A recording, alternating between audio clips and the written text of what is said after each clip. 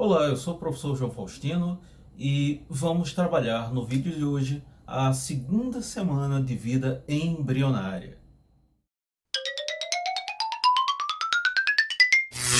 Bem, na primeira semana de vida embrionária, vimos no vídeo passado que o blastocisto ele vai iniciar o seu processo de implantação. Esse processo de implantação ele termina justamente durante essa segunda semana de vida embrionária, entre 6 e 10 dias após a fecundação. Conforme o blastocisto se implanta, o trofoblasto entra em contato com o endométrio e se diferencia, em duas camadas. Uma camada mais interna, que é o citotrofoblasto, que é mitoticamente ativa e forma novas células que migram para a massa crescente de sincício-trofoblasto, aonde se fundem e perdem suas membranas celulares, formando, no caso, um sincício. O sincício-trofoblasto é uma massa multinucleada que se expande rapidamente, na qual nenhum limite celular é visível ao microscópio. O sincício trofoblasto ele vai ser erosivo e ele vai invadir o tecido endometrial, né? Deslocando essas células endometriais e, além disso, as próprias células endometriais elas vão sofrer apoptose, facilitando dessa forma o processo de implantação. Vários mecanismos moleculares eles estão envolvidos no processo de implantação, seja as citocinas, as prostaglandinas, hormônios como a gonadotropina coriônica humana, HCG, a progesterona, fatores de crescimento, enzimas da matriz extracelular. Então, tudo isso envolve-se nesse processo de implantação. As células endometriais, no local da implantação, se tornam poliédricas, elas vão possuir muitos lados. Algumas dessas células até se degeneram e são absorvidas pelo sincício trofoblasto invasor. Dessa forma, servindo como uma importante fonte de nutrientes para esse embrião. O sincício trofoblasto começa a produzir, nesse início da segunda semana, a gonadotrofina coriônica humana, HCG. Esse HCG ele vai entrar na corrente sanguínea da mãe através das lacunas surgidas no sincício trofoblasto a partir do 8º dia. O HCG, como um todo, ele vai manter a atividade hormonal do corpo lúteo ovariano durante o processo de gestação. O corpo lúteo, por sua vez, é uma estrutura glandular endócrina lá do ovário, que vai secretar estrogênio e progesterona para manter a gestação. Assim, o início da gravidez é garantida justamente pelo HCG. Com o processo de implantação do blastocisto, surge um pequeno espaço no embrioblasto, que é o que a gente vai chamar de primórdio da cavidade amniótica, é o que vai dar origem à cavidade amniótica. Logo, os amnioblastos, que são células amniogênicas, se separam desse embrioblasto, formando superiormente o âmnio, que vai revestir a cavidade amniótica no futuro, e concomitantemente ocorrem também mudanças morfológicas no embrioblasto, que resultam na formação de uma placa bilaminar, quase circular de células achatadas. E isso caracteriza a segunda semana de vida gestacional, a semana do 2. Então, chamamos de semana do 2 justamente porque é a semana em que o disco embrionário ele vai ser formado. E esse primeiro disco embrionário ele surge sendo formado por duas camadas apenas. O epiblasto, que é uma camada mais espessa, constituída justamente por células cilíndricas altas voltadas para a cavidade amniótica, e o hipoblasto, que é composto por células cuboides bem pequenas, caracterizando duas camadas, ou seja, a semana do 2. Enquanto o epiblasto ele vai formar o assoalho da cavidade amniótica, sendo contínua justamente com o âmnion, né? O hipoblasto ele forma o teto de outra cavidade. Essa outra cavidade vamos chamar de cavidade exocelômica. Isso ocorre cerca de 8 dias após o processo de fecundação. Essa cavidade, que é a cavidade exocelômica, ela recebe esse nome justamente por uma membrana que vai se formar nesse 8º dia, que é a membrana exocelômica. Bem, no 9º dia essa cavidade passa a ser chamada de vesícula umbilical primitiva. E surge uma camada de tecido conjuntivo, o que nós chamamos de mesoderma extraembrionário, que passa a envolver o âmnio e a vesícula umbilical, as duas cavidades que falamos agora há pouco. Essa vesícula umbilical e a cavidade amniótica em si possibilitam movimentos morfogenéticos das células do disco embrionário como um todo. Assim que se forma o âmnion, o disco embrionário e a vesícula umbilical aparecem pequenas lacunas, ou seja, pequenos espaços no sincício trofoblasto. Esse sincício trofoblasto, como falado antes, né, ele vai apresentar nele essas pequenas lacunas. As lacunas são preenchidas por uma mistura de sangue materno, que vem dos capilares do endométrio rompidos, e restos celulares de glândulas uterinas erudidas.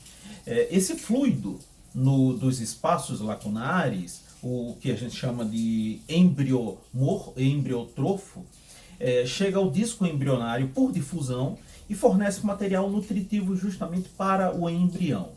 Esse é o processo de circulação embrionária nesse período embrionário.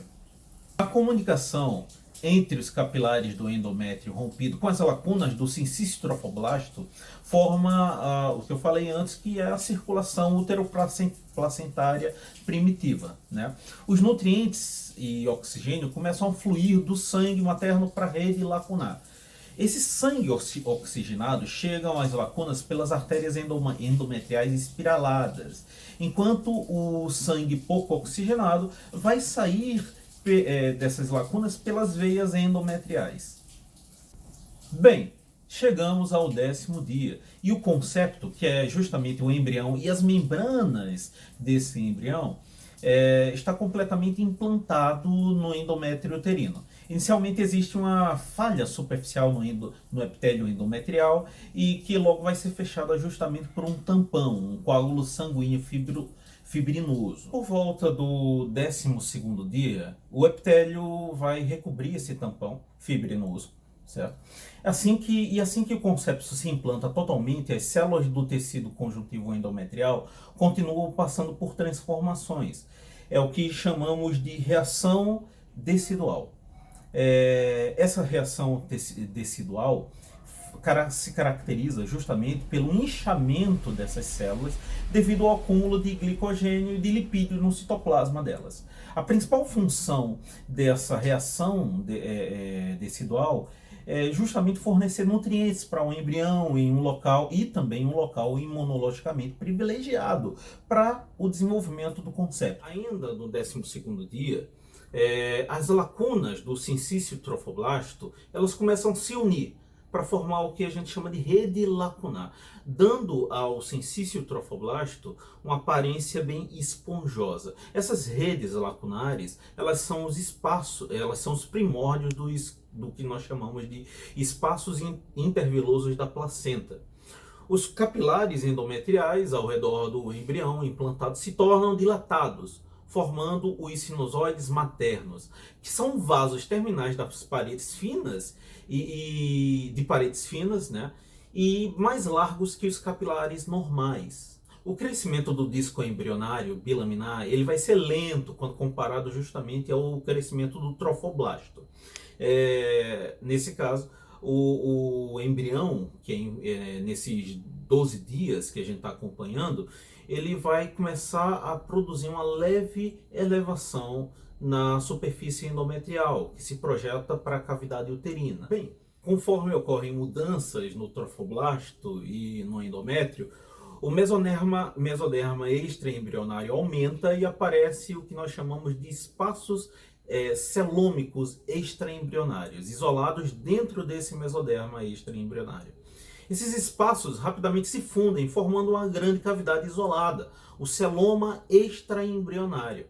Essa cavidade cheia de fluido envolve o âmnion e a vesícula umbilical, exceto aonde eles estão aderidos ao córneo, que é justamente o pedículo de conexão desse embrião. Com a formação do celoma extraembrionário, a vesícula umbilical primitiva diminui, e forma a vesícula umbilical secundária, um pouco menor. Essa vesícula menor é formada por células endodérmicas extraembrionárias, que migram lá do hipoblasto, do interior da vesícula umbilical primitiva.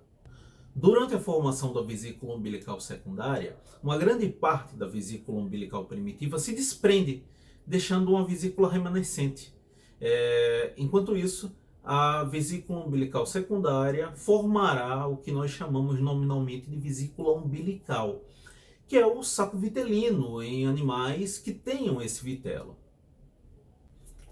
Bem, a vesícula umbilical em humanos não contém vitelo, por isso que não é apropriado, muito bem apropriado, né, chamar ela de saco vitelino.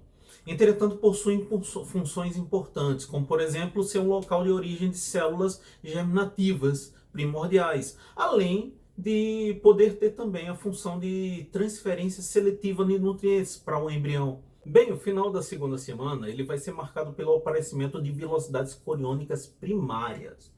Essas velocidades coriônicas primárias são o primeiro estágio do desenvolvimento das velocidades coriônicas da placenta, que é o que a gente chama, nesse caso, de um órgão feto-maternal de troca metabólica entre o embrião e a própria mãe. O mesoderma extraembrionário, aquele mesoderma que não vai formar o embrião, terá origem a partir do celoma extraembrionário, né? Que vai envolver toda a vesícula umbilical. Esse celoma extraembrionário dará origem tanto ao mesoderma somático extraembrionário, quanto ao mesoderma esplâncnico extraembrionário.